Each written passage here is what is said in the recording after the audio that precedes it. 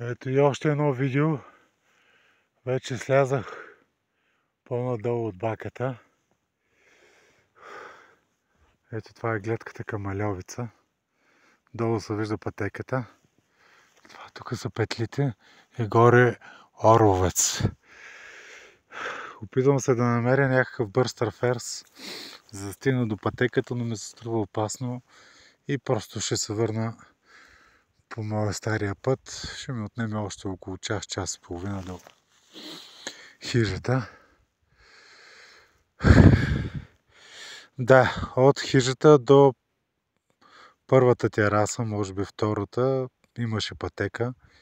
И след това до върха правих партина, като разбира се до баката няма нищо опасно, просто изисква много усилия. И от баката нататък, като влезете в коловара, трябва да сте много внимателни. А когато стигнете до траверса, трябва да сте 3 пъти по-внимателни. И със сигурност никой не може да ви помогне. Даже и да сте вързани, просто и двамата ще бъдете повлечени надолу. Пожелавам на всичките успех и нека да дойдат с чисто съзнание, че ако условията не позволяват или ако не се чувстват сигурни, просто трябва да слязат.